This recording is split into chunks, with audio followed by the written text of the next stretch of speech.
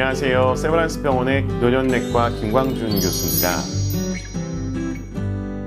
많은 연구 등을 통해서 그리고 저희가 환자분들을 보면서 실제로 근육이 좋은 분들은 오래 살고 병에 걸려도 금방 회복한다는 것을 이미 알고 있습니다. 왜 이런 문제가 생기느냐? 저희가 보통 이야기하는 근육이라고 하는 것은 한 사람의 건강 상태를 반영하는 굉장히 좋은 지표이자 근육을 통해서 건강에 미치는 영향도 매우 큽니다. 제가 근육이 좋다라고 말하는 것이 굉장히 중요한 포인트인데요. 근육은 많다고 전부는 절대 아닙니다. 근육을 평가할 때 근육이 좋다 나쁘다를 얘기할 때는 1번이 근육의 양이고 2번이 근육의 힘이고요. 세 번째가 근육의 기능입니다. 예를 들어서 악력이라고 하는 소나기 힘을 측정하는 것은 근육의 힘을 측정하기 위함인 거고요. 걸음걸이 속도, 계단을 올라가는 능력 등을 평가하는 것은 근육의 기능을 보기 위한 겁니다. 그래서 좋은 근육, 그럼 좋은 근육이 뭐냐? 좋은 근육은 양도 많고 힘도 좋고 기능도 좋은 것을 의미하게 됩니다. 이 세 가지를 만족시키기 위해서는 그럼 우리는 어떤 걸 하느냐? 정말 오래 살고 건강하게 지내시는 분들은 딱 두 가지입니다. 1번은 운동, 2번은 식사입니다. 중요한 건 운동, 식단이 같이 맞춰져야지 어느 하나만 강조한다고 하면 이건 불균형이 생기고 오히려 독이 될 수 있습니다.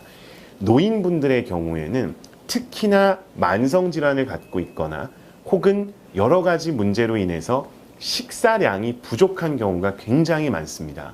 근데 이렇게 식사량이 부족한 상태에서 운동만 하게 되면 오히려 운동을 하는데 필요한 에너지가 부족한 상태에서 운동을 했기 때문에 운동을 함으로써 근육이 생기는 게 아니라 운동하는데 필요한 에너지를 만들기 위해서 근육이 분해돼 버립니다. 그렇기 때문에 식사나 에너지 공급이 충분하지 않은 상태에서의 과도한 운동은 오히려 근육을 줄여버리는 역효과를 불러일으킬 수 있기 때문에 반드시 양질의 식사가 동반된 상태에서 본인의 몸 상태에 맞는 운동량 및 운동 종류를 찾으셔야 되고요. 영양은 그럼 무엇이냐?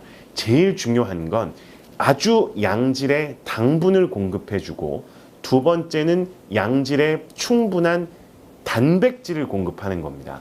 당분이 중요한 이유는 일반인들, 특히 나이가 드신 분들의 경우에는 당분이 에너지원으로서 가장 중요한 원료가 됩니다. 그런데 이 당분을 당뇨병이 있다고 해서 당을 떨어뜨리기 위해서 당이 안 좋다고 해서 지나칠 정도로 제한을 하게 되면 노인분들의 경우에는 오히려 그건 에너지가 부족해지는 상황이 발생함으로써 근육이 줄어드는 부작용이 생길 수 있기 때문에 꼭 당분을 줄이는 것만이 능사는 아닙니다.